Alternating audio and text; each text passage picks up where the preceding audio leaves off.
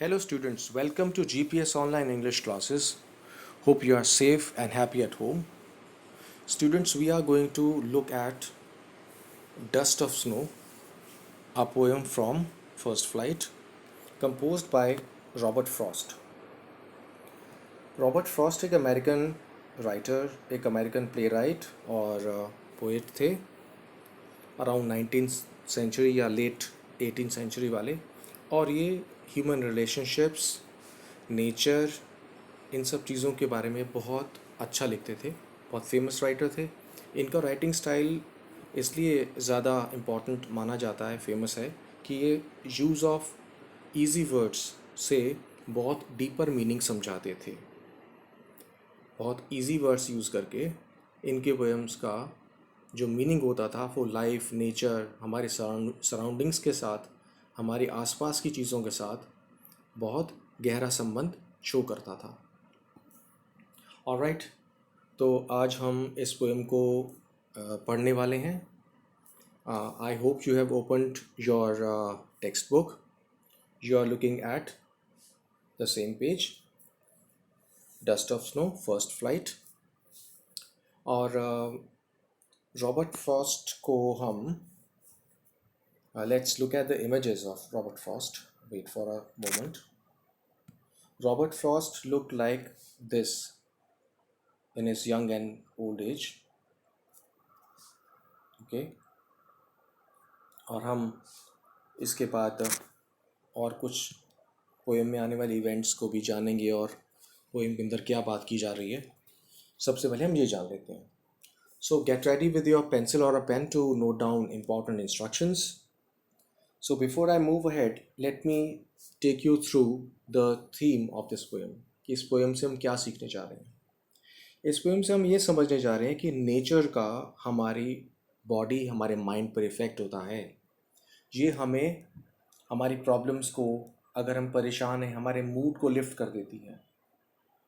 इसका असर हमारे मन पर पड़ता है. एक अच्छा फ्लावर देखकर, पक्षियों की, बर्ड्स की आवाज़ सुनकर हम रिलैक्स महसूस करते हैं. वाटरफॉल देखकर, बूंदों की आवाज़, बारिश, ये सब नेचर की बहुत छोटी छोटी सी इवेंट्स हैं जो हमारे पर असर डालती हैं.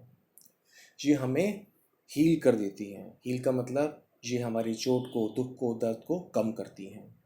उसके अलावा ये पोएम हमको तीसरी बात समझाती है कि हम नेचर, एनिमल, बर्ड्स, हम का मतलब ह्यूमंस, आपस में कम्युनिकेट करते हैं, बातचीत करते हैं. ऑलराइट, तो छोटी छोटी नेचुरल इवेंट्स का बहुत बड़ा असर पड़ता है. दूसरा, नेचर हमें हील करती है, हमारे मूड को चेंज कर सकती है, हमारी बॉडी पर, मन पर असर डालती है. ऑलराइट, और हम आपस में बात भी करते हैं. पोइट्स वगैरह जनरली नेचुरल सेटिंग्स में बैठकर ही पोइटिक अपनी जो भी वर्क करते थे. Alright, so I think that it's good for you to know about it. So, I take you through this poem now. Be attentive. इस पोएम के अंदर एक क्रो बैठा हुआ है एक हेमलॉक ट्री के ऊपर और वो हिलता है तो स्नो गिरती है पोएट के ऊपर. पोएट भी उसी पेड़ के नीचे है. जब स्नो गिरती है तो उनके ऊपर उनका मूड चेंज हो जाता है और अच्छा मूड चेंज हो जाने से सैड से वो हैप्पी मूड हो जाता है. तो उनका जो दिन अभी तक ख़राब हो गया था इससे पहले का, वो सेव हो जाता है, वो अच्छा हो जाता है. ये इसका एक छोटा सा थीम भी है पोएम का. एक ब्रीफ इसके बारे में मैंने आपको बता दिया. So let's go head now. इसमें आता है, the way a crow shook down on me the dust of snow from a hemlock tree. एक क्रो ने जिस तरह से पेड़ को हिलाकर मेरे ऊपर डस्ट ऑफ स्नो फेंक दिया, गिरा दिया, एक हेमलॉक ट्री से.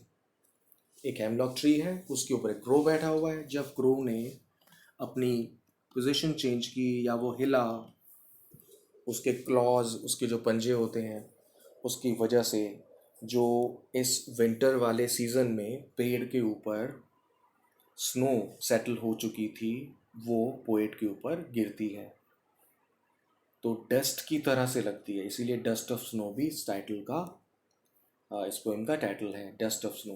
कि वो पाउडरी फॉर्म में होती है, पाउडर जैसी, वाइट, जैसे चौक, लिखते लिखते चौक जो हमारे कपड़ों पर गिर जाता है, सेम उसी तरह से, सिमिलर।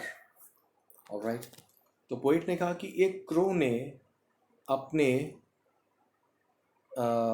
मूवमेंट से पेड़ पर बैठी जो स्नो थी वो मेरे ऊपर, मुझ पर गिरा दी।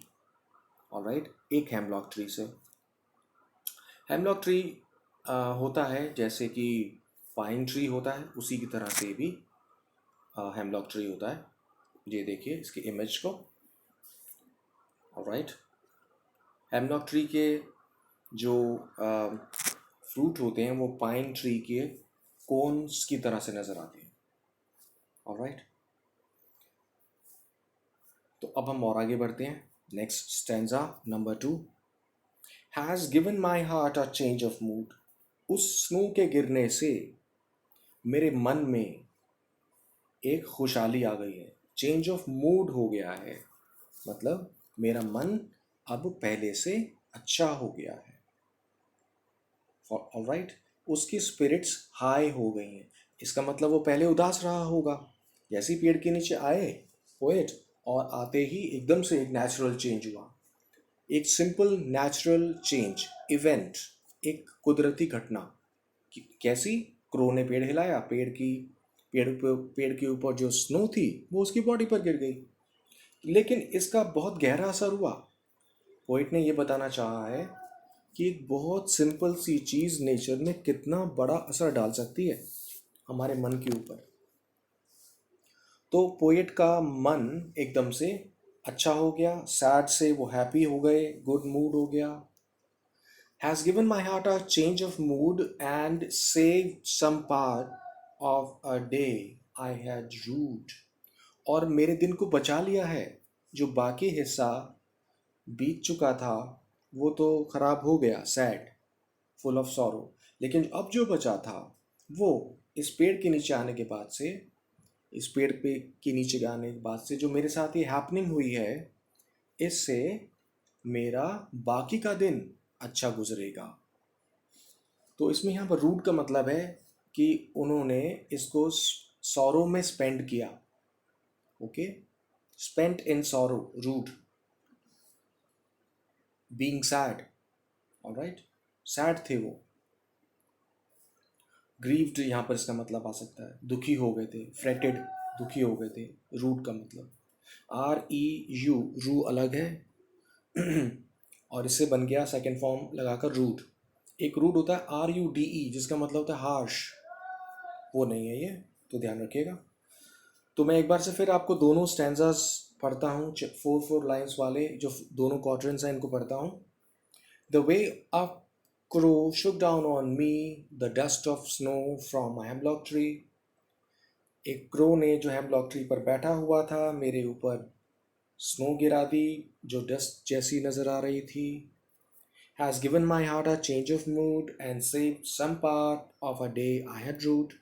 उसने मेरे दिल को खुश कर दिया है, मेरा मूड चेंज हो गया है, पहले मैं उदास था अब ठीक हो गया हूँ, और अब मेरा बाकी का दिन बच गया।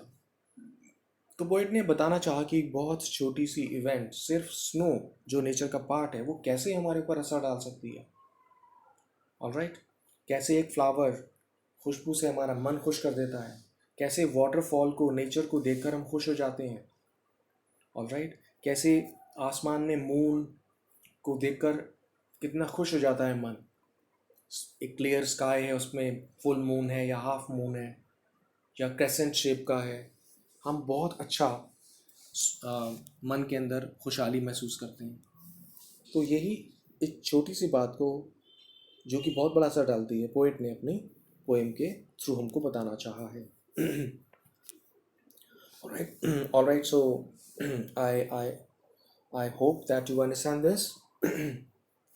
Let us look at the rhyme scheme। Poem के अंदर एक सिंग सॉन्ग इफेक्ट होता है, गाने जैसा इफेक्ट, वो देखते हैं क्या है इसमें। फर्स्ट लाइन में लास्ट वर्ड क्रो, इसको हम कहते हैं ए, मान लीजिए ए है, ये ए साउंड है। फिर सेकंड लाइन में मी, ये डिफरेंट साउंड है इसलिए बी कह देते हैं इसको। थर्ड लाइन में स्नो आ गया, ये एक पहली वाली ए साउंड है तो इसको भी हमने ए कह दिया, ए बी ए हो गया। नेक्स्ट फिर ट्री आ गया जो मी जैसी साउंड है तो बी साउंड हो गई, ए बी। ऐसा ही सेकंड स्टैंजा में ए बी राइम स्कीम इसकी चलेगी। ऑलराइट, तो हमने इस चीज़ को यहाँ राइम स्कीम को देख लिया। फाइन। अब हम जो रॉबर्ट फ्रॉस्ट हैं उनका एक फेमस सा कोट और देखते हैं। Alright, let us look at a famous quote of him. देखिए, it's very beautiful. Poetry is when an emotion has found its thought. Poetry तब होती है, तब बनती है जब हमारे मन की कोई भावना एक विचार को प्राप्त कर लेती है, विचार को पा लेती है। ओके, हमारे इमोशन से एक विचार उत्पन्न होता है, पैदा होता है, and the thought has found words, और उस विचार को शब्द मिल जाते हैं। तो इमोशन से विचार आया, विचार से शब्द आ गए, तो एक ट्रांसफॉर्मेशन हो गया, चेंज हुआ है, उसी को पोइट्री कहते हैं। बहुत बढ़िया, इट्स वेरी ब्यूटीफुल, इसका मीनिंग बहुत अच्छा आया है। ऑलराइट, तो डस्ट ऑफ स्नो जो पोएम लिखी गई थी अराउंड 19th सेंचुरी के, और पोइट के बारे में हमने जान लिया है, इस पोएम के अंदर क्या था वो हमने जान लिया है। बहुत सिंपल पोएम थी, इसकी राइम स्कीम को हम पढ़ चुके हैं। So I hope that you understand this. Later on we'll be finding out, we'll be writing the questions and the answers of it.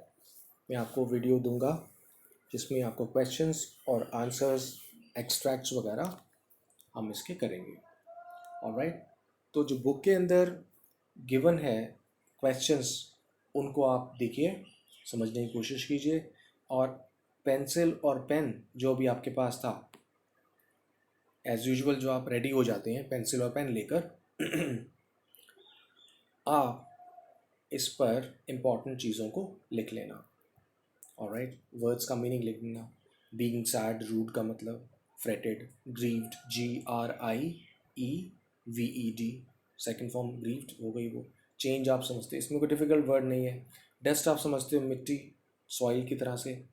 Hemlock एक ट्री है, उसकी मैंने पिक्चर आपको दिखा दी है, इसमें कोई और डिफरेंट वर्ड नहीं है। Alright, so student, that was it about the poem. We will see you. Take care of your health. Keep smiling. Be happy. Thank you so much.